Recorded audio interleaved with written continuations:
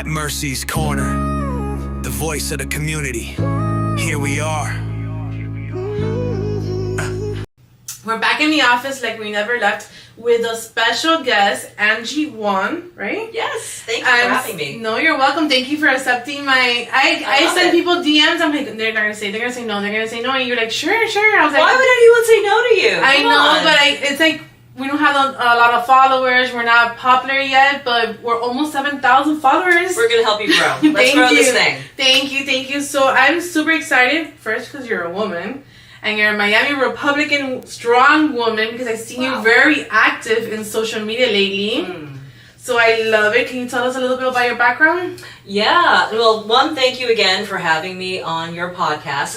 I love this because I don't see enough Miami podcasts and especially women hosting podcasts. So this has been absolutely amazing. Thank you. I was just a mom, I'm still a mom, but 5 years ago, I wasn't in politics at all. I was just a little baby journalist, and I had some kids. And what happened was COVID happened, and I saw BLM coming through my neighborhoods, and it was horrible. So I said, well, what can I do?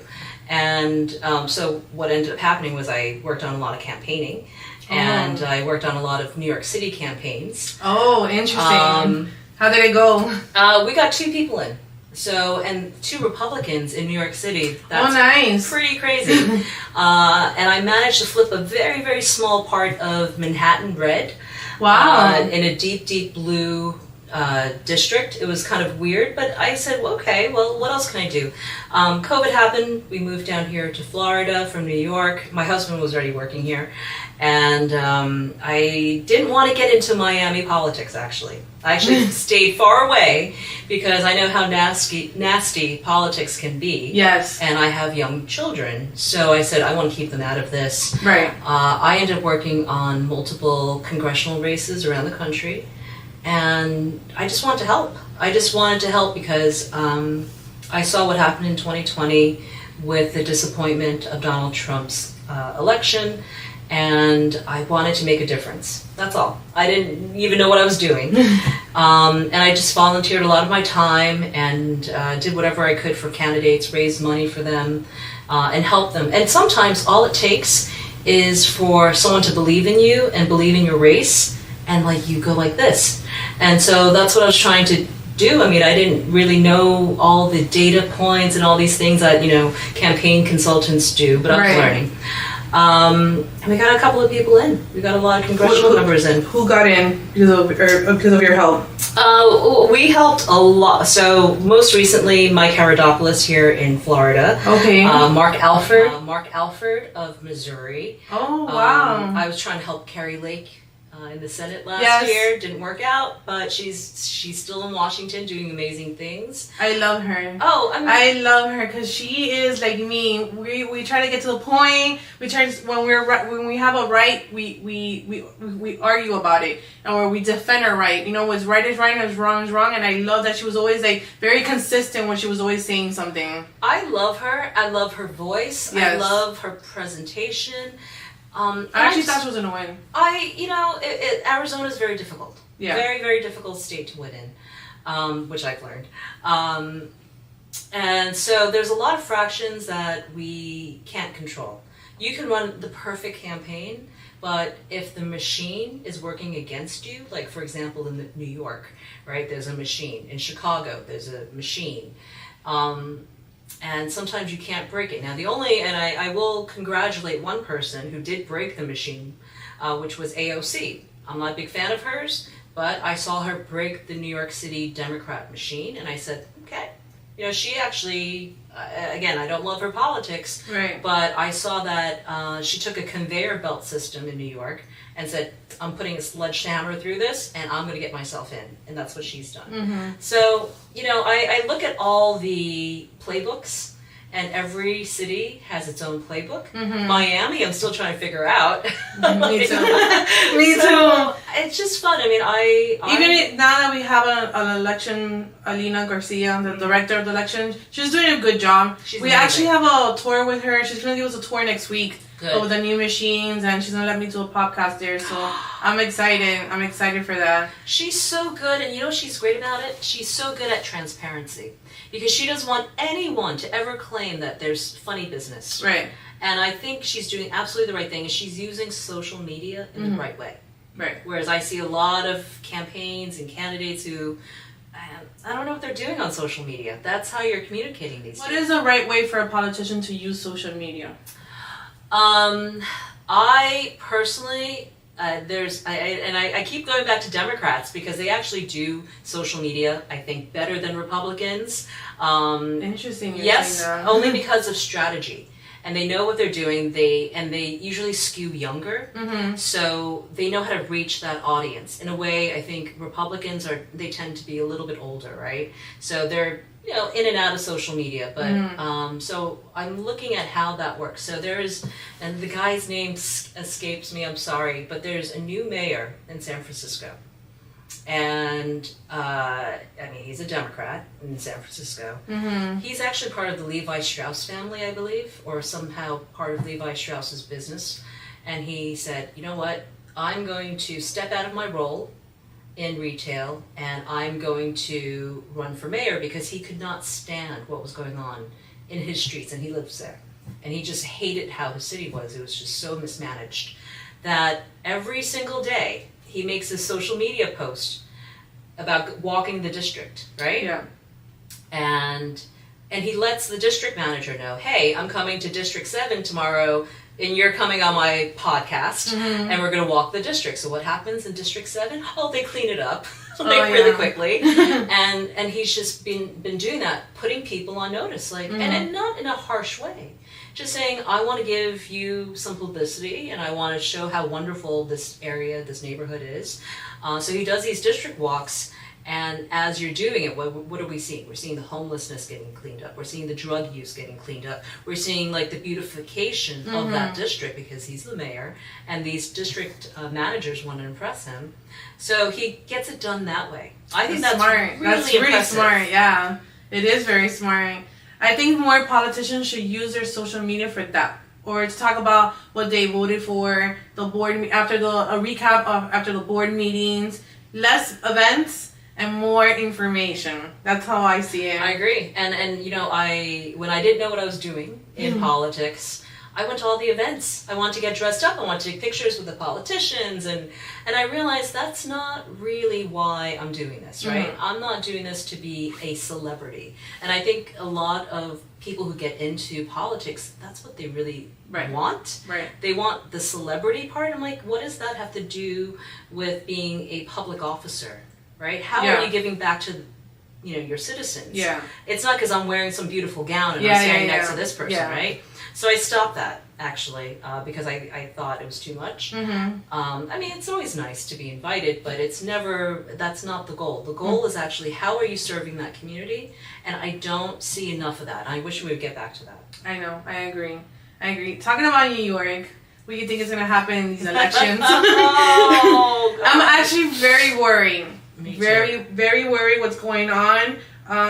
If you've been watching the news, you can see what's going on. I hope Curtis Sliwa wins. I follow him everywhere, and I'm always posting please vote for him, because you can see he's a very general, a nice person, but he gets the work done. I love when he goes to the subways and talks to the homeless. I love when he does a lot of stuff, those information videos. Yeah. But I'm really worried. So what's your... You should be worried. Poly Market has Zoran Mondani winning at 82%. And that's a little bit of an older poll, but still, I'm fully expecting that Mondani is going to win it. I've helped Curtis Sliwa in the past. He's run, I think, is it 2 or 3 times? I helped him in 21. His numbers keep going like this, right? And that's just what happens when you run too much. And as much as I would like to see a Republican mayor this time, I don't know if that's going to happen. So we have to prepare come November 5th to have a Mondani mayoralship. It pains me to say it, but I'm going to be the first one pointing fingers. I've already said, well, where's the New York GOP? I don't see anyone campaigning. I just came back from New York. a few days ago, and I go often for work. I don't see any of the other candidates, even former Governor Cuomo. I don't even see him campaigning. So the only person campaigning right now is Zoran Mondani. Where are you guys? And I'm media, right? Mm-hmm. I want to help Curtis Lewa. I want to help the other candidates. But you got to give me something. You got to give me some policy points. You got to give me something to talk about so that I could go on air and be like, you got to vote this man. Right, blah, blah, right. Blah, blah. Nothing. And I'm your target. I'm not a voter there, but I should be their audience. And I don't get a single piece of material. I don't get a text message. I get nothing. So how can I help you? Right. But it's happening like everywhere. Because there's a lot of candidates running for the city of Miami. And if it wasn't for those debates, like, I don't know what's their policy, what is their main goals. I don't know what's going on. I know in Miami, Republicans, they're struggling with money-wise. But I think if we, I don't know, there's something going on because there's 13 candidates in the city of Miami. Half of them are all Republicans. So they're not giving too much options to the people, right? That's what I feel. So I feel, and there's not enough money because campaign is expensive. It's very expensive. Oh, yeah. And for some reason, I find that Democrats are very, very good at fundraising, whereas Republicans, I know exactly what happens. We're working, right? We've got businesses. We're working. We're taking family. So when we win, like in 2024, we're right. Okay, we're done. Yeah. All right, let's relax. No! You have to keep on You gotta keep doing it because you've got the next race and the next race. Yeah, I don't know how Miami's gonna look. You know, we celebrated flipping Miami red. I hope it doesn't flip back. But in order for it to not flip back, you gotta put the work in. Right. Right? And that's something that is going to be an ongoing project. What do you think? What advice do you give Republicans? Oh, wow. Well, we need strong candidates, and we need real candidates. I see a lot of Republicans running over and over, and both parties. Mm-hmm. They just keep running for every single seat. But when I talk to the new people, they keep on saying that, I don't have money to run, or I don't have support. I don't get support. If it's someone older, they get support automatically. Is that right? Oh, see, I don't know. I don't get to. We actually brought 2 young candidates. They're thinking about it, and then when we ask them why you're not running, he's like, because I don't have money. Okay, so one thing that I will tell you in any GOP, do not expect them to help candidates.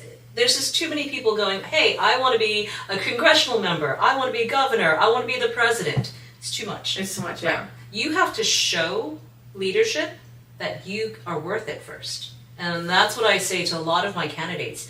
No one's going to give you money until you can raise the first $1 million. That's just how it goes, especially if you're running for Congress. Mm-hmm. If you can show me that you can raise the first $1 million, I will get all the other donors saying, see, this person's great. Yeah. We need to invest in that person. Yeah. But you have to do the legwork first, right? You have to show, look, why am I here? Because I've been working my butt off. Right? You have to show that you can do the job, that you can speak and talk and look right and raise money. And raising money is pretty much the number one thing you have to do when you're a candidate. And not so much because of your campaign. It's because you have to show the party that you can raise money for the entire party. Yeah. And that's something that's just part of the game. Yeah, and I don't think a lot of people know about that. The young people know about it. Young people, they have time. They'll figure it out. I have a PAC. Right? I raise money for candidates. I find that working through PACs is a lot easier than working through the party. The party, you gotta just make your inroads, you gotta pay your dues, you gotta do all the right things. You gotta show up, you gotta be part of the team, right? But if you are coming in fresh, either you're coming in with money or you're coming in with real talent. And sometimes that talent is only realized when you do certain things on your own. Then the party invites you, right? To be like, hey, you are doing some good stuff. We're seeing you working. Yeah. And maybe that's how social media should work. Yeah, I agree completely. Do you think as a woman, it's hard to run? It's still a boys' game. I'm not gonna lie. But we're breaking it. We're breaking it. We're breaking it all over the place. We have women. We have a woman, mayor, woman in Yeah. Doral. We have an intermediate mayor in Hialeah. Yeah. We have Raquel Realao just announced she's running for Miami-Dade. Oh my. I have confirmed. I'm not saying names yet because Okay. they're gonna do their campaign launch. But I do have 2 women that are going to run for Congress next year. So I am so excited that the women are taking over. Woo! You know what? I love female politicians Me too. because what I love, it's a whole new level.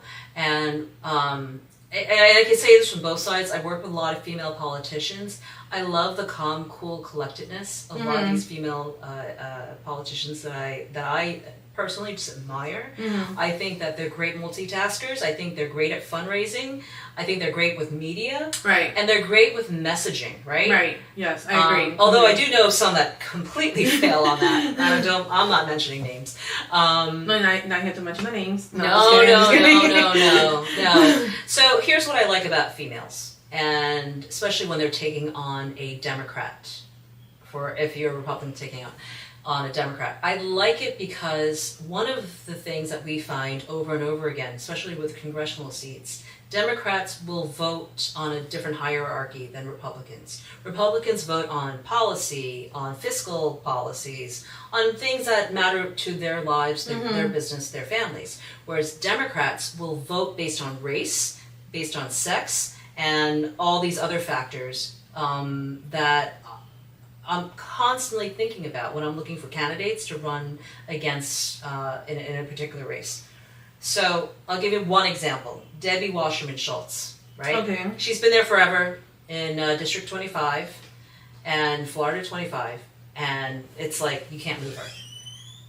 The only person who can actually knock her out is if you understand the voting behaviors in that district, right? Yes, the Jewish thing matters, but more importantly, you need another female, or you need someone who's going to knock out that category first. Right. Because then it cancels each other out. It's like, Yes. uh-oh. If there's 2 females running, and I really want, female empowerment, and I really want to have more female representation in Congress, you knock that out, then what do you have left? Oh, they have to talk policy all of a sudden. What does she actually stand for? What has she been delivering to my district? Then those things matter. That's why I like female politicians running, because we have a lot of that. Our country is divided that way. Yeah. In the city of Miami, we have 2 women Republicans running, but they're giving them a hard time. They're giving them a hard time to speak. They're giving them a hard time inviting them to debates, and it sucks because they don't have support from that. Like an example, they have a women's Republican breakfast, and they didn't invite them to. So they're now going to the news to talk about why they're not supporting that. Right. So it's I love it, but I wish we had more support. The support I understand that because I've worked in multiple cities, and asking GOP or the Democratic Party for support, I can see how that tears your hair out, right? And you almost feel like, oh my God, are they sabotaging me? No, it's not. At all. That's how they think. That's how they think right now. It's a weird dynamic, and I could tell you from different cities how it works. A lot of it is just relationship based, right? So if you don't already have a built-in relationship within that party structure, you're not getting in, right? Because that's the club mentality. I know in New York they constantly block people from going in, and even when you're in, they don't give you a single dollar. Wow, Isn't that weird? That's crazy. And they get from the national party, they get money. So it's like, what's going on there? They really leave you to yourself. Oh. So I wouldn't rely on the party necessarily to be okay. You're our full on. That's what I tell them. Support. That's what I tell them. Not all the in time. the beginning, anyway. Yeah. That's what I tell them all the time. Do you ignore the noises? Focus on you. Okay, they didn't invite you to the debate, then you do your own debate. Do a little cafecito time in city of Miami, and invite residents to go and meet you. That's super important. You have to do it. That's why I tell everybody that it's very important to interact with the residents where you're running for. Look, if you're a candidate, you should be knocking doors every single day. You should be walking into a Starbucks or a coffee shop or a bakery And I always say to my candidates, by closer and closer to election day, you better walk into a Starbucks and have at least one person recognize you. If you didn't, it means you didn't do your job campaigning. Oh, I love that. I'm not trying to make anyone a celebrity, but your name has to be out there for me to vote for you, right? Right. And so often I see people failing, and it's sad because I do work with a lot of young candidates. It takes years to cultivate. You're not going to win your first race. I'm sorry. That's just not, the numbers, I know AOC did, but the numbers are not there. Yeah. You got to put in the time. Who is your favorite politician? Ooh. Donald Trump. Oh, wow. Sorry. I know that was not the answer you wanted to hear. No. I mean, look what he did today. I mean, I've been up, and you're getting me after a 15-hour stint of I know you did a video today in the morning. I'm tired, you guys. I'm sorry. I look exhausted. It's because I've been covering since 2 a.m. this morning. Actually, since yesterday afternoon, I've been covering the Gaza-Israeli peace plan. And I will tell you, I mean, like, I know a lot of people may or may not like Donald Trump. I get all those fractures. He pulled off the impossible yesterday. So can we just take 1 minute out of, our politics and just say, wow. In such a short time. He's been maybe, 150 days already? It's been a few months. And he's already accomplished half of the stuff that he said he was going to do. Because he knows. The first 2 years, he's got the House, he's got the Senate, and he's got the White House. He knows to get everything done now. Because we don't know what happens after the midterms. We don't know. Right? I'd like to think we keep everything, but there's no guarantees. So he's rushing everything through, and I love it. What do you think about the government shutdown? The government shutdown, if I could not design it better, I'm telling you, the Trump team knows what they're doing. All right? This was, in my conspiracy mind, by design. They knew that they would back Democrats into a corner, make them talk about, Medicaid, especially for illegals. They created and crafted it in a way where they're going to win no matter what, right? On the one hand, they've backed Chuck Schumer and Hakeem Jeffries into a corner, where they went into this thinking, okay, I'm going to get all of $1.5 trillion in new spending in trade for a continuance in a CR. Didn't work. Okay. Trump then said, well, I'm going to take this time, and instead of furloughing people, I'm just going to fire people because we have too many non-essential jobs, right? And he goes, okay, he ordered the budget office to try to get rid of as many bloat as we can, so that was a good use of time. And then now, Democrats, what do they have left other than, we want more. It's not even part of the budget talks what they're asking for, right? This is outside of the budget talks, and all they can say is, well, Donald Trump won't talk to us. Mike Johnson won't talk to us. Well, guess what happened yesterday? Mike Johnson said, yeah, I'd be willing to talk about healthcare afterwards, because this has nothing to do with the budget at all, right? So now they're going back like, okay, now what do we do? Because understand, up until this point, in order to get anything done, if you're a Democrat, you walked into Chuck Schumer's office and you're like, okay, I need this proposal, this passed. And you're talking about like a military bill. They'll stick things in for pharma, they'll stick things for soybeans, whatever else. That's what we hate, right? We hate all the pork. Yeah. And Chuck Schumer was like, yeah, I'll get it done for you. And then they massage everything, and then no one reads the bill because it's like that big. We don't do that anymore.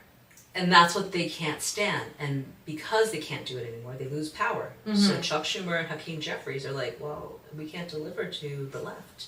We can't deliver to our lobbyists. We can't deliver to our donors. What do you think is going to happen? They're going to fall flat in the midterms. And maybe beyond that, because they can't deliver the bills that they need, which is why they get the donations. Right. Do you think it's going to last a little bit longer, the shutdown? Yes. It's going to, well, they already talked about... more than 35 days? Well, so October 15th is the day that I'd be looking at, because that's when the military stops getting their paychecks. And a lot of federal employees will stop getting their paychecks. as of this morning, they were already talking about finding other ways of paying the military through, I don't know how they're going to find some money somewhere. From the cabinet, the famous cabinet. Yeah, and maybe we can claw some of that money back from Ukraine. So that tells me both sides think this is going to last for a while. But do you feel it? Do you feel the shutdown at all? So far, no, not yet. Right, I don't feel it either. I just flew. The TSA was working. So far, I haven't. But let's see. I didn't feel it last time either. And as a small business owner, I didn't feel anything. So let's see what happens because times have changed. Hopefully, they could come in an agreement soon. I hope the Democrats, let their egos go down a little bit because that's what I feel like that's happening. They're acting like little kids. As someone, as an outsider who's not a politician, I'm like, oh my God, these are adults, talking to each other. They're like screaming at each other, getting into people's faces. Like it's the ghetto. It looks terrible, doesn't it? It does. And I feel like we're sometimes when they put those stuff in the media, we're like the laughing stock. I feel like Russia, Putin, everybody's like looking at us on the TV and like, look at these little kids. And then they talk about us. So I'm like, why do you have to post those things? Why do you have to like act like all tough in social media? And then the media gets out of control and they change it around the words with. I just don't like that stuff. That's how I am. I like to close doors. Nobody put the phones down. Solve the problems. So Mercy, how are you not in politics? Everybody asks me that. In politics. How are you interviewing me? I should be interviewing you. What do we do? Thank you. Wow, it's an honor that you said that. Well, no, I'm curious because you have your hand in the pot. I've been knowing about politicians since I was like 4 years old because my parents came in 1980 from the Miami-Dade in Cuba, and my grandfather was preso político. He was torturing Cuba because he was talking against Fidel Castro. They tortured him in a camp, and my family taught me and my sister every Sunday we had to eat breakfast with them, and we had to read articles in Miami Herald. Back then, Back then, we used to get those big rolls. They throw in your door and it sounds like a bomb. And my mom would make us all read the articles and listen to her talking. And my dad would talk. And my grandfather would come that time too when he was alive, and he used to talk to us. I always loved it, but I was always scared to let people know that I knew about it. Like I know about. And then I met her in a campaign with Otaola, and she thinks the same way as me. So I was like, well, let's see what happens. She's like, my God, you know so much, and she knows a lot too. And then we took it from there. And every time I sit with a politician and I ask them, they're like, do you have this written down? I'm like, actually, I don't. I just have your Instagram just to know your head where you're doing, right? That's all. But everything else is by my head. So that's how I love it. I love it, and my goal is to educate people to know their candidates a little bit more and to go out and vote.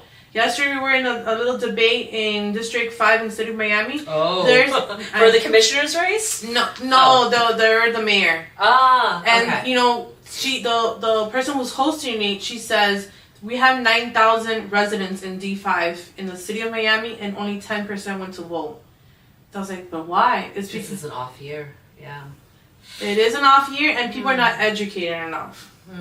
When they call me now and say, who should I vote for? I go, well, I sat down with this person, look at the podcast, because I ask everything, and I try to bring awareness just to make people go out because they think Trump is the one who's going to fix the pothole. Here in the corner, I'm like, Trump is so busy. I'm like, it's actually your commissioner and then the mayor. Yeah, no, I mean, I'm glad you're bringing this service to everyone because there's not, I mean, the newspapers sort of cover it towards the end, but in order to influence a vote, you actually provide a really important service. Thank you. I mean, I don't, I've been in this game for a few years now. I don't see all the outlets doing this. Yeah, and I'm surprised that everybody's been saying yes. Like, we met last week. Who would say no to you? Thank you. Like, last week we met Vince Lago, the mayor of Coral Gables. Yeah. Tough cookie. But then do you like him? I like him. I like him too, but he's very tough in the beginning with me because he thought I did something and I didn't. But at the end, we're now besties. But that's how you. But that's because they think who are you? Are you can and he has trauma. He has trauma because they did write really I bad know. articles about him. So I wanted to go see him in person. So I'm not like the Miami Herald. I'm independent, and I just bring awareness. I do ask sometimes tough questions because that's what people ask me. And you should be able to. If you're a politician, your number one job is to take questions. Right? Even if you don't like them. That's your only job. So he was a little bit, in the beginning, he was a little bit strong with me, but at the end, no. I love hearing that story because one thing that I see missing a lot in politics is that people don't talk to each other anymore. No. And you know, so I used to have a radio show in Washington, D.C., and my co-host is a Democrat. But every single day we had 2 hours to host a show together, and we had obviously opposite viewpoints. And so many things that we spoke about we actually agreed on because we had to talk to each other. Right. And that's what I don't see. And I think that's where we are. We're so awfully divided, but in the ugliest way right now, where I'm more right than you, and I'm gonna, you know. Before a couple years ago, they would ask you, "Oh, hi, nice to meet you. What's your name?" Now it's like, "What party do you represent?" Right. I was like, Yeah. "Hi, how are you?" Let me introduce myself first, and then I'll tell you. But that's now the first question. Mm-hmm. And not for nothing, I've gone to 2 or 3 events with Democrats just to see their views. Mm-hmm. I go as a medium. I don't go as a Republican. I go as medium. Mm-hmm. And the Democrats have a lot of hate. Oh, I don't know. Let you talk. No, they won't. No, they won't. And they attack you personally. They attack you, in every way. I went to an event where it was a debate with Republicans and Democrats, and there was a Democrat disrespecting a Democrat veteran. Everybody stayed quiet. No one said anything. I was the one who stood up for this Democrat veteran, just because he's the person, and plus he's an Air Force veteran. Ranks, and I was like, I cannot believe no one defended this person. And they called me a socialist, the Republicans, because I was defending. They'll call you every name because they don't have anything else. Their only weapon is to call you names. Yeah. And it makes me think, how abused were you as a child? Right. To think that would work on another human being, that you think that you can call and label somebody and that they would feel bad about themselves. Well, who made you feel bad when you were a child? Because that's all they have in their playbook. Yeah. So I've been called every single name. I've been on CNN where I'm like, the worst things you could be called, right? CNN. And it's just like, it didn't work. And that's unfortunately, because when we go back to female politicians, you have to have Teflon skin. Yeah. Right? And I was watching Pam Bondi on the Hill the other day. Oh, yes. And I've been asked a lot of times to make comments about, her performance, and I said, well, everyone knows you go to the Hill and they're just grandstanding, they're just going to blast you, and they're trying to make it on social media or all the networks, and that's what you do, right? And I was looking at Pam, and I not that I really knew her in Florida, but it's like if you're a female politician, you almost have to be more masculine than the alpha guy. Yes. And I hate that. I know. In the beginning, when we started doing the podcast, they used to call me so many bad things. Like the commissioner of Sweetwater used to call me that I was a communist and this and that. And I would go to a car and cry like a baby. Yeah. And I was like, no, not anymore. Now they tell me that, I'm like, yeah, a huge one. You should just wear a t-shirt. Yeah. You might as well, because you deflate their weapon. Right. By saying, okay, what else you got? Yeah. You got words for me? How about, bring some money into the district? Right. How about win some votes? Yeah. How about do some real stuff? Yeah. And that's why I love the media game. It's because you can't attack me with words. It's like I do that all day long. Yeah. So you're gonna try it on me? Yeah. Who would you like to see as mayor in Miami-Dade? Ooh. I'm going there with the tough questions, woman. I know. So here's the thing. I actually know a lot of them. Mm-hmm. More than one of them is a personal friend. So I really like the choices, actually. I know I was watching the mayoral debate, and there are some clear favorites, obviously. I actually think we're in good shape. What I would love to see, without naming names, is I would love to see some new blood in Miami. I think Miami is so ripe for change. We are the new city. Every single city right now in the U.S. is envious of us. Mm-hmm. And we are right there. We're the new Wall Street. We're the new tech hub. We're the new space hub. We have so much going on that I want our next leader, and not just for the mayoral race, but like for going forward, to understand how to play in that space. I know congressional members who still print out their emails to read them. Oh. Okay? How are you going to pass a bill that's going to forward, that's going to protect us in AI space, that's going to, do all the new kind of digital assets that we're looking at? They don't understand it, right? And so that's what I mean by new blood. I need people who just understand where we're going and how to guide us there. And that's what I'm excited. That's who I want to work with, right? With new people. New people who just understand how to grow a city. Right. And I've been doing as much as I possibly can as a private citizen. And I often say this to young people trying to get in the game. I'm like, I do more as a private citizen than I do as a public official. As a public official, you have so much red tape and so many bosses to answer to, right? And donors to answer to, and voters to answer to. If you're a private person, you actually can do a lot more. And I have. I mean, I've helped modernize hate crime bills. I've helped lobby for things without being a lobbyist, but just speaking with congressional members.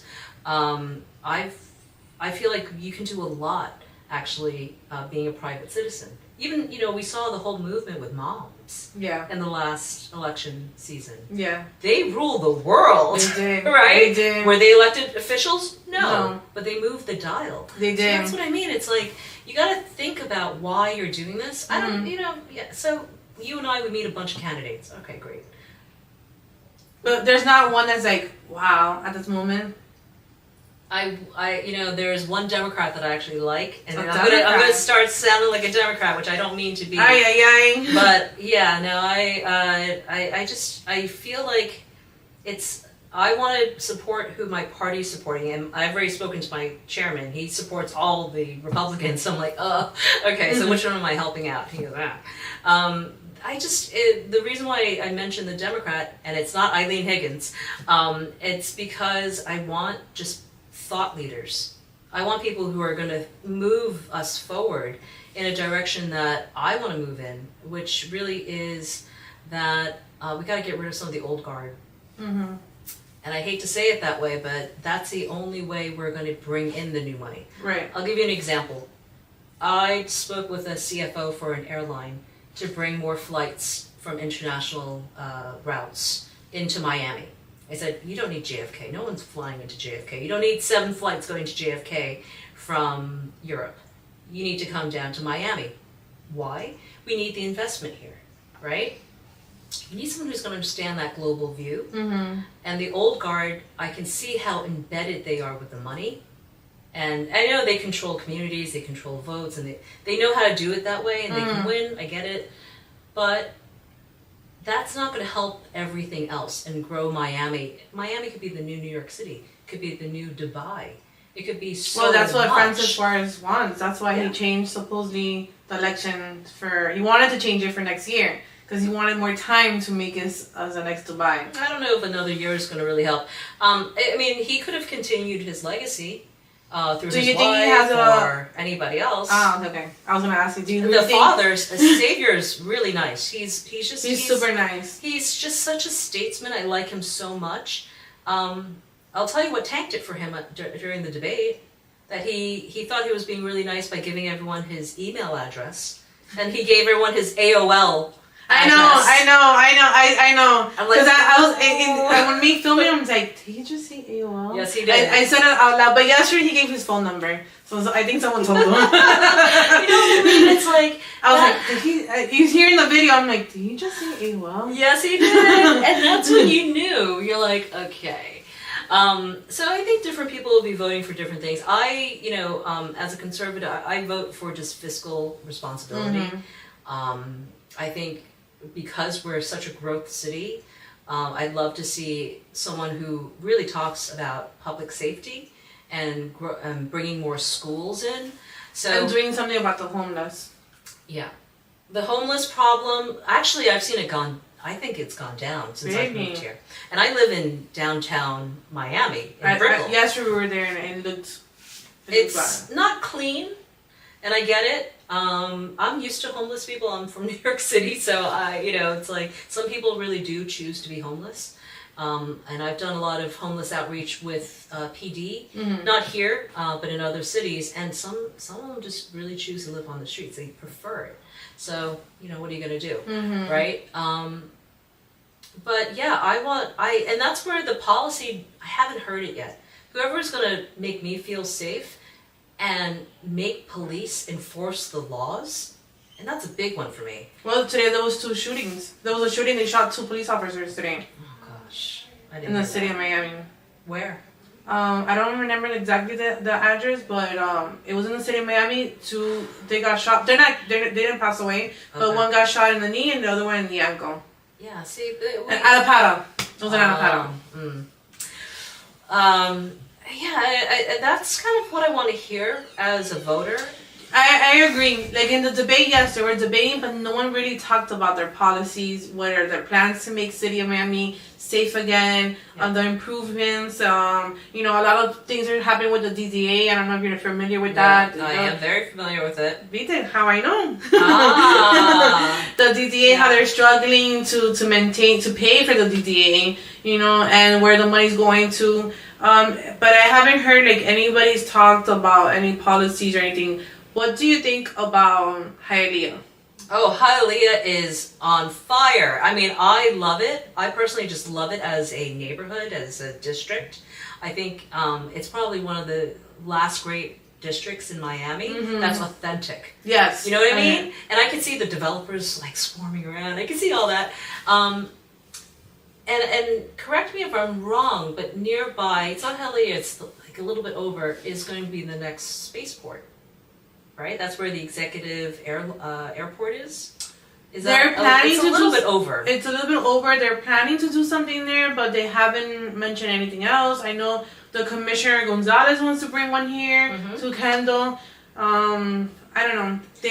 I think they have to sit down and try to organize that, because I feel like there's going to be like traffic, car-wise, traffic, airline traffic. Oh, well, yeah. That's got to work. That's city management, and they can work that out. Yeah. What I'm excited about, both in Hialeah and also a little bit further south in Homestead, where the other spaceport's going, there's going to be so much development there. So much growth. So, like, zillions of dollars going in. Yeah, now they have all these sports stadiums coming in, because now Miami, we're into sports, I guess. So this is what I mean. Don't you want leadership who's going to manage all that? And not only just manage it, but be excited by it.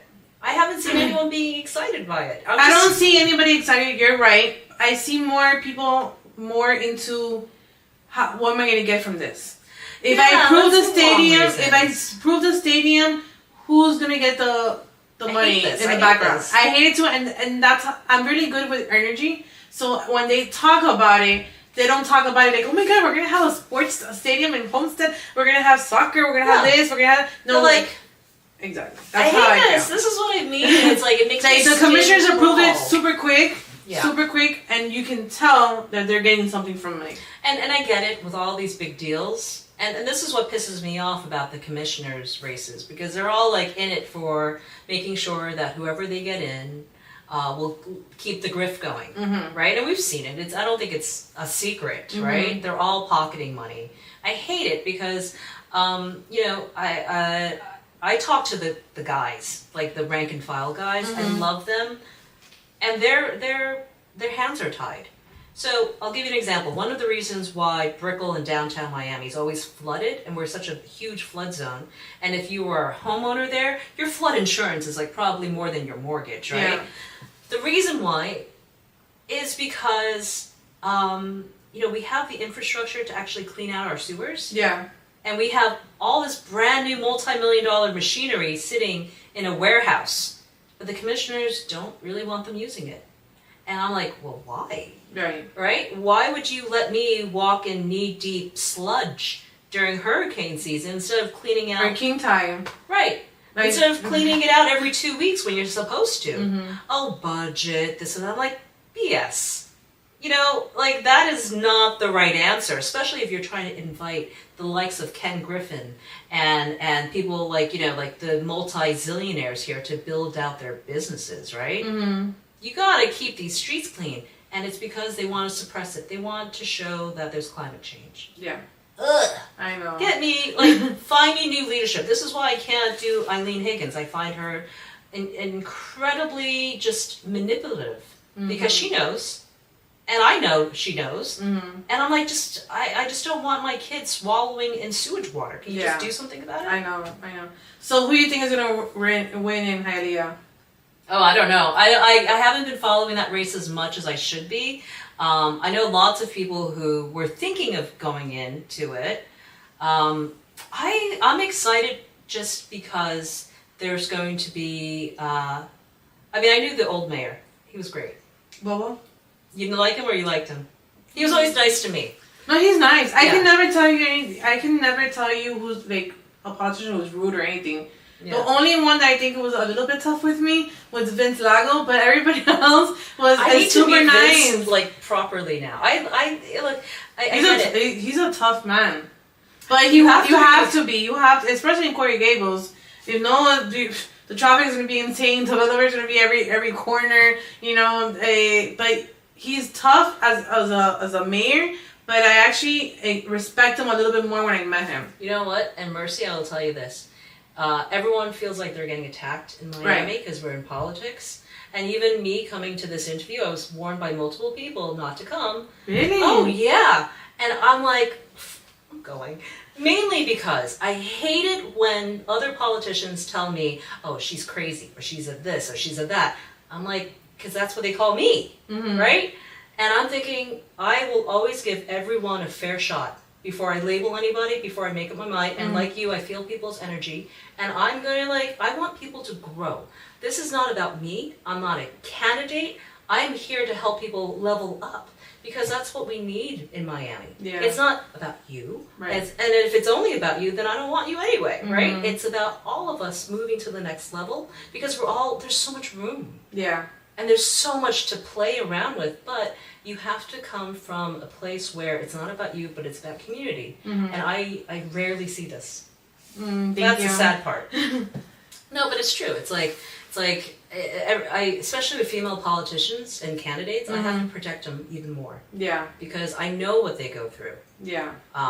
Me too. And it breaks my heart. But you know what? If you can survive it, you can survive anything. You can survive anything. If you can survive politician, you can survive anything. That's right. What do you think about Homestead?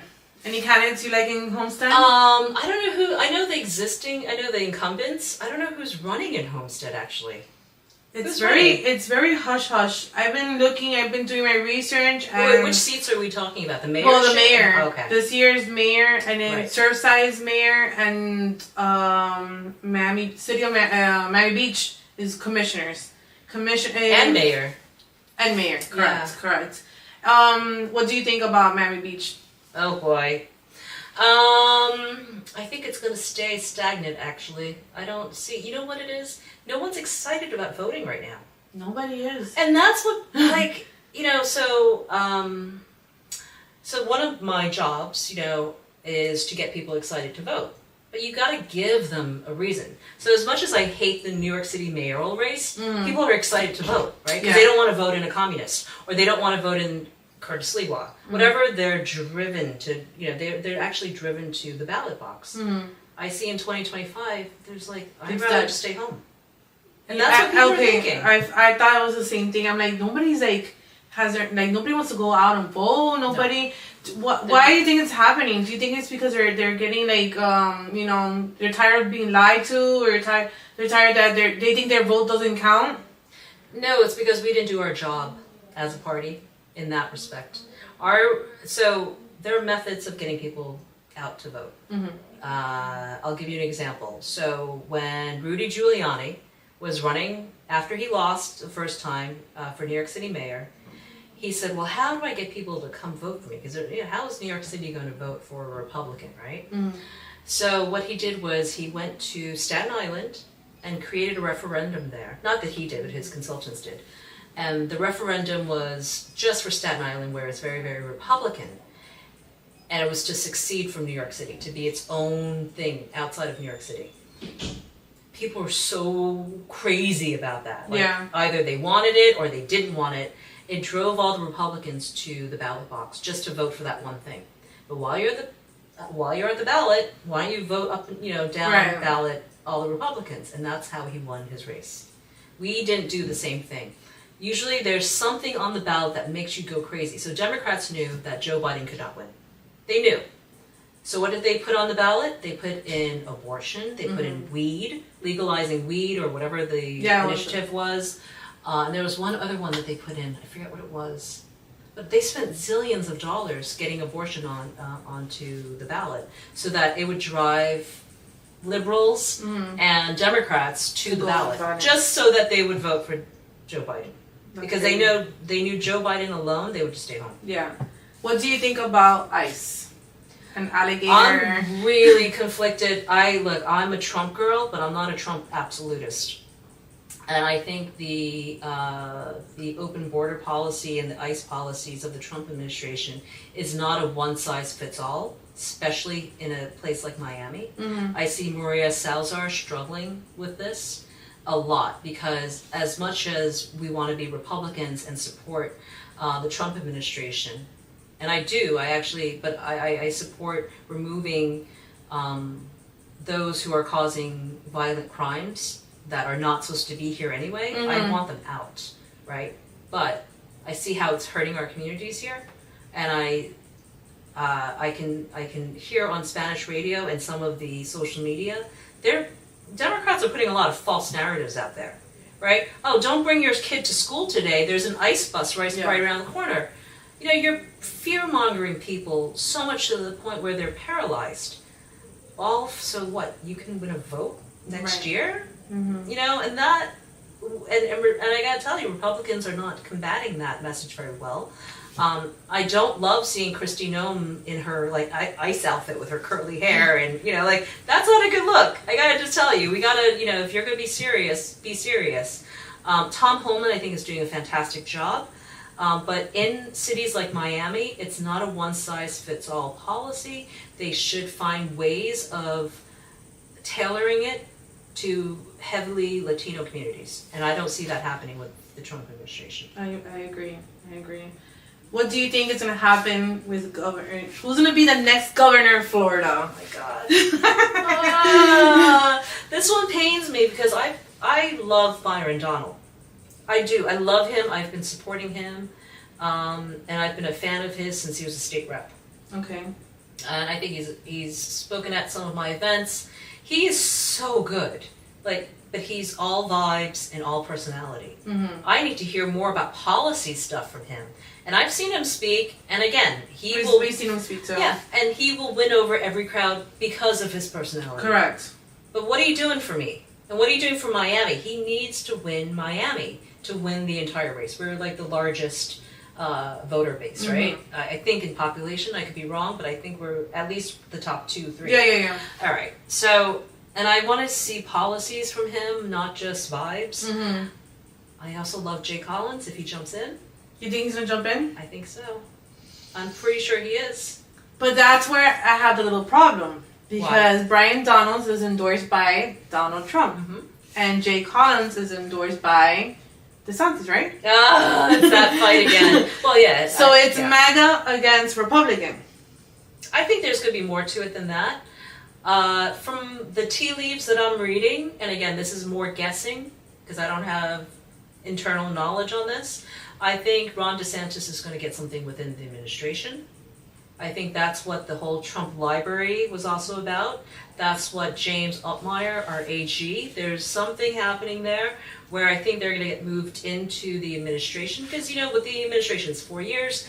People move in, they cycle in, cycle out. The first batch, they'll be there for a little bit longer, but I think the next batch is kind of being lined up right now, which I'm excited to see. I would like to think that Ron DeSantis will get something in the administration, mainly because he's got nowhere to go after this, right? And he's been such an amazing, amazing governor. I mean, we've had... Yeah, we're lucky. We're very lucky. And what do you think about the library? Next to the Freedom Tower. It's in my district that I represent. I couldn't be prouder. I think for Donald Trump to be in Miami is just such a blessing. It's going to bring so much commerce.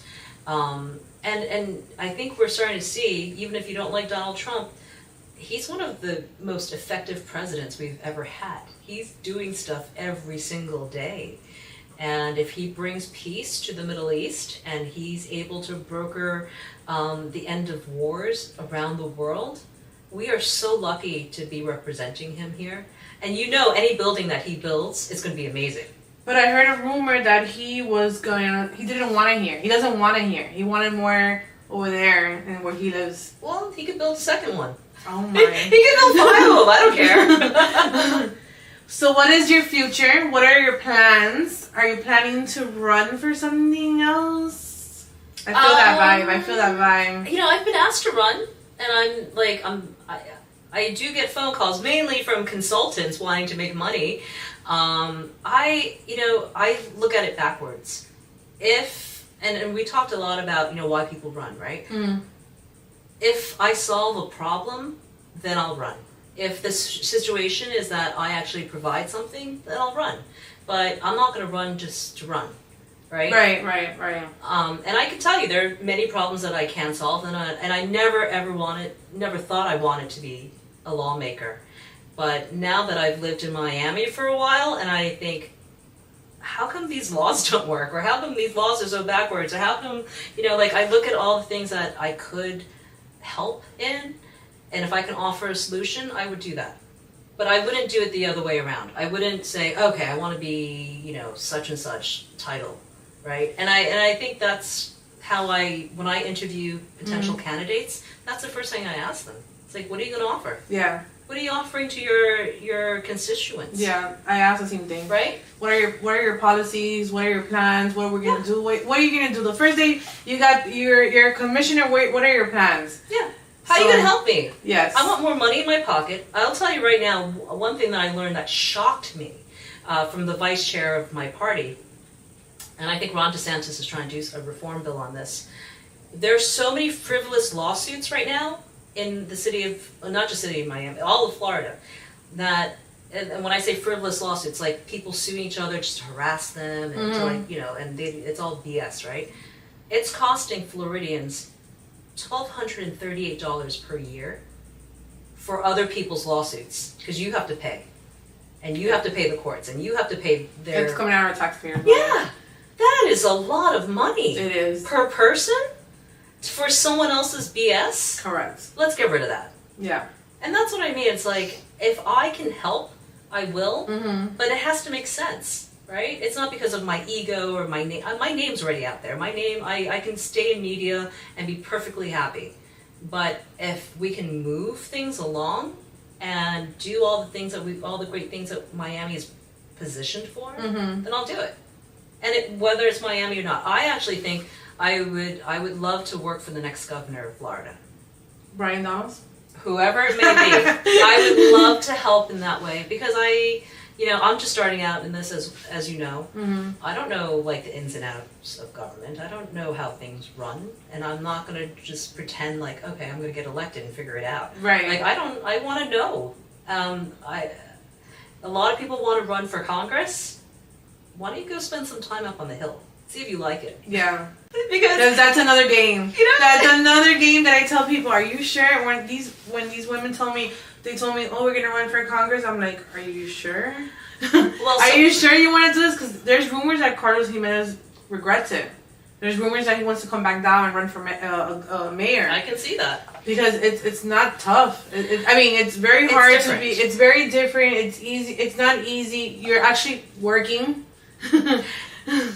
A lot of people, a lot of my friends wanted to be part of the Trump administration. Some of them have gotten in. And I'm like, so how's it like having a nice federal job? And they laugh, because they were social media stars, and they had the whole glam life of whatever they were doing. Mm. And now it's they're sitting in fluorescent lighting, and they're making very little money, and they can't do social media because, part of the contract is you can't. And have you control.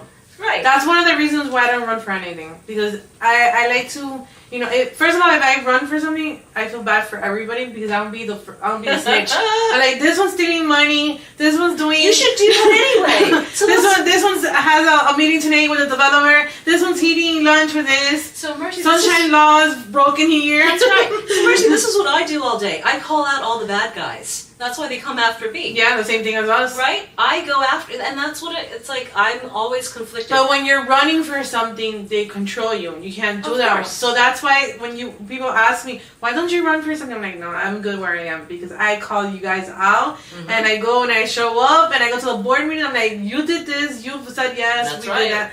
So see, I love it. If you have that heat in you, you go do that. And then you go be the AG or something. Yeah. You know? Thank you so much for coming. Thank you. This was amazing and very informative for me and for all of us. Good. And I hope to see you very soon. Yeah, invite me back anytime. And when I do my podcast, please come online. Oh, thank you so much. We'll talk Thank about you. Florida politics another day. Oh, wow. My favorite. Thank you, guys. Cool. At Mercy's Corner, the voice of the community. Here we are. Fresh information, daily updates, policies, events, all with joy.